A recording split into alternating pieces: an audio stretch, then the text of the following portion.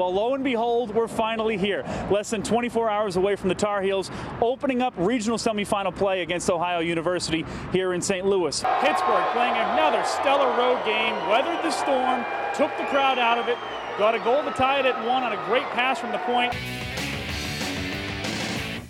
Well, the waiting is indeed the hardest part. The battle for Carolina bragging rights was supposed to come to an end tonight in Chapel Hill, but Mother Nature had other ideas. Now the Tar Heels and Gamecocks will decide matters Tuesday at noon. Of course, we've all known about the NCAA investigation that's lasted for more than a year. Academic wrongdoing, players accepting improper benefits, and those players were severely punished last year. Now, coming up on the program, North Carolina makes a big statement at Kenan Stadium. We'll have comprehensive coverage from Chapel Hill. The red-hot Duke Blue Devils keep on rolling. We'll show you how they demolished Virginia. Plus, we'll hear from the victors, and we'll talk some golf, soccer, and more. But we start on the gridiron with a huge opportunity for the Wolfpack. In the top half of the sixth inning, they've got an 8-4 lead right now. Andrew Simpson just driving in another run, so the Wolfpack offense getting the job done, as they have all year. Good evening to you, Mike. We're here live at Pinehurst, site of the Women's U.S. Open Championship, which tees off bright and early Thursday. But on Tuesday, more practice rounds with some big names.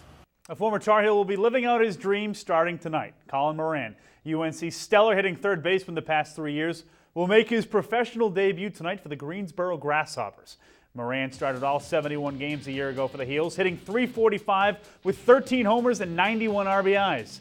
The ACC's Player of the Year was a key cog in Carolina making it to the College World Series. Now, he was the 6th overall draft pick by the Marlins, and this is a night he'll never forget. From where I went to school, so pretty familiar with the area.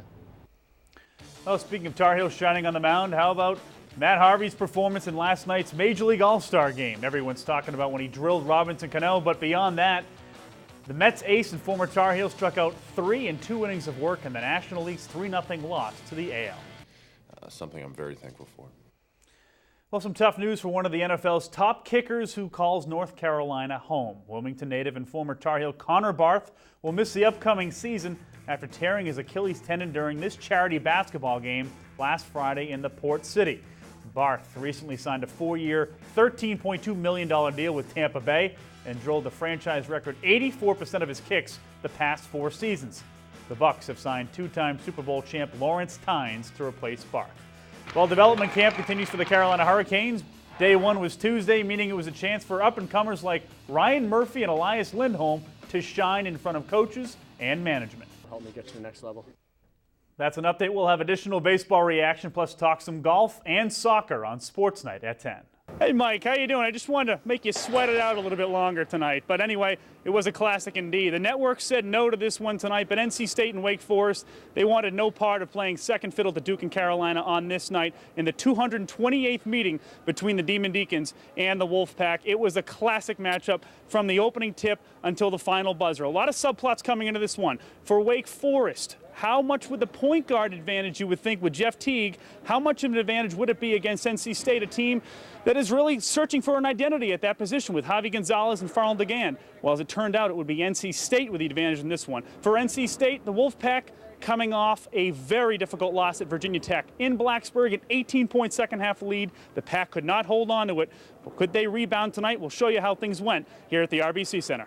Good evening to you, Mike. We're here live at Pinehurst, site of the Women's U.S. Open Championship, which tees off bright and early Thursday. But on Tuesday, more practice rounds with some big names. One of the players out there on the course.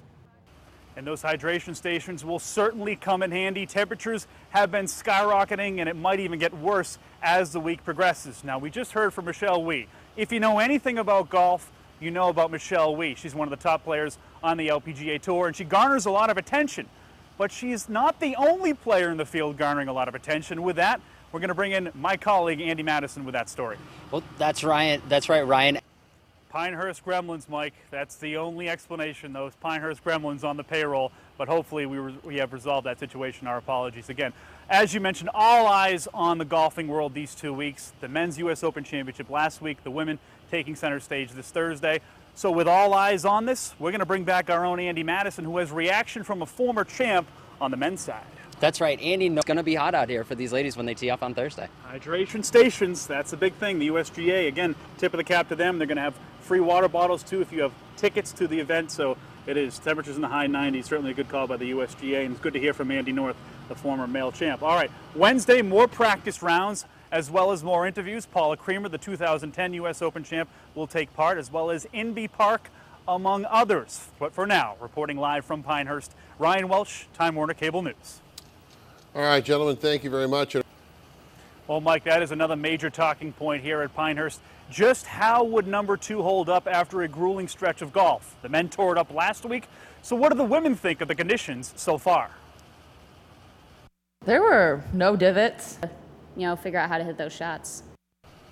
And you just heard from Stacy Lewis talking about not a lot of divots, some on one, but again, what the USGA had in mind was they wanted both the men and women hitting the same clubs into the holes. So if a man hits an 8-iron about 200 yards and a woman hits it about 150, there wouldn't be any divots in the second week of play. So that's basically what's happened here. A lot of rave reviews about how Pinehurst looks. Now keep in mind, when the women are preparing for a U.S. Women's Open, they usually have a pristine course. This is so unique. It's the second week of a grueling stretch, as we talked about.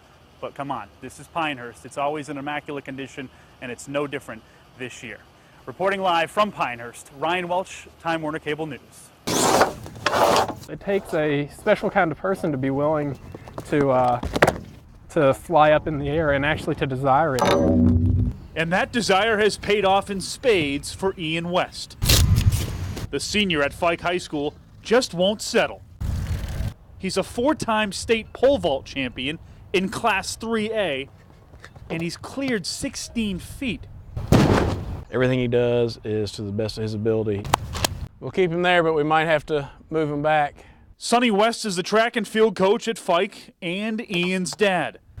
A collegiate vaulter himself, Sonny marvels at his son's drive to succeed. The biggest problem with Ian is you can't tell him that was a good jump. He always wants feedback so he can work on the next jump. And that drive will take Ian to Harvard University, where he'll vault for the Crimson. That's something a rural North Carolinian can't often say, and really, and there's extremely intelligent people here. It's almost it's almost mentally you don't have it in the cards. It's in the cards for Ian because he soars to incredible heights in the classroom as well. He's tenacious, very much so. He is very dedicated. Danny Gullett taught Ian for 3 years.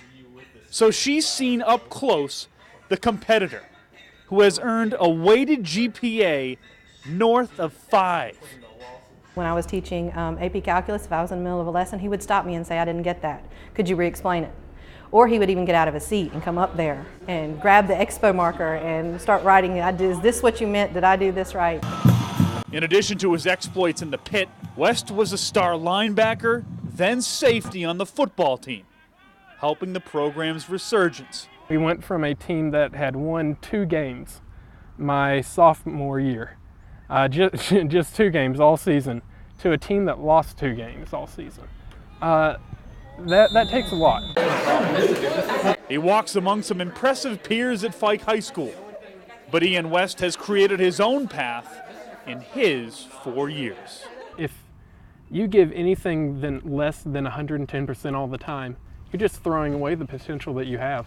And I don't see any reason to do it. Well, Ian West, because of all your diligence inside the classroom in pole vaulting, the gridiron, student government, and your bright future at Harvard, you're our Time Warner Cable News Scholar Athlete of the Week. Congratulations. Thank you so much, sir. It's truly an honor. After a defensive meltdown killed them last Saturday in Coral Gables, NC State knew they had to get their game in order with Florida State coming to town.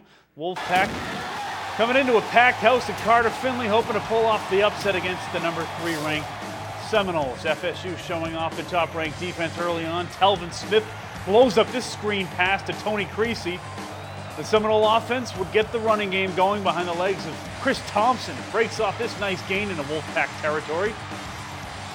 And it's E.J. Manuel going for it, 3rd and long. The pass would be behind Kelvin Benjamin, forcing the Seminoles to settle for a field goal. Dustin Hopkins comes in, nails this 49-yarder, which gives FSU the early 3-zip lead. The Wolfpack defense made some big plays early on. Sterling Lucas blindsiding Manuel for the sack. That would force the Noles into another 3rd and long, and Manuel goes over the middle and He finds Rashad Green for the huge first down just before the end of the first quarter, and less than 2 minutes into the second, it's Manuel. Play action hits Nick O'Leary. Coming right at you for the touchdown. Manuel 11-15 for 117 yards and 1 touchdown in the first half. Seminoles extend their lead to 10-zip. Meanwhile, Seminole defense continuing to dominate. Terrence Brooks picks off this Mike Glennon pass just like that. FSU right back in business. That's when Manuel would hand it off to Thompson again. Breaks off a long scamper all the way inside the Wolfpack 10. Thompson with 122 first half yards on the ground. State would hold the Seminoles, however. Manuel tries to escape the pocket and zing one to Green, but Dante Johnson there to break it up. FSU settles for another field goal. This is rarefied air for NC State's softball program. I don't think we could send Back-to-back appearances in the NCAA tournament. I think we got a pretty good draw. The teams we're facing are definitely beatable. Back to Lyman.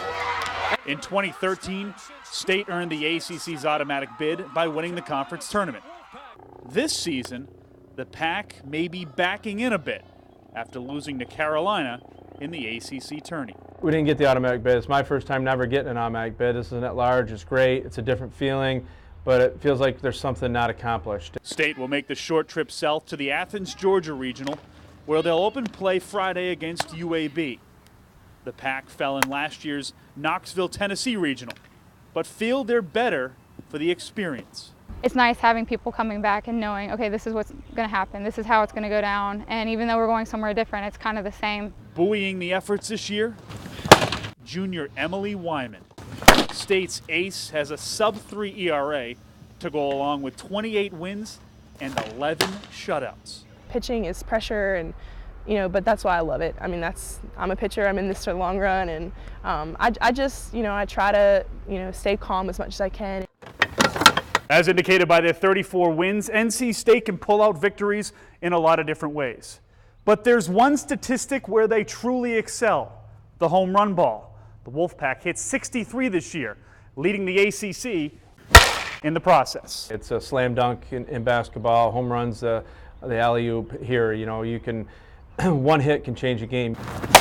Renata Davis is second in the ACC with 17 long balls, but there are plenty of others who grip it and rip it. It's been the entire lineup here and there, which is great, and it helps a lot. It boosts not only your offense, but also your pitching staff. In Raleigh, Ryan Welch, Time Warner Cable News.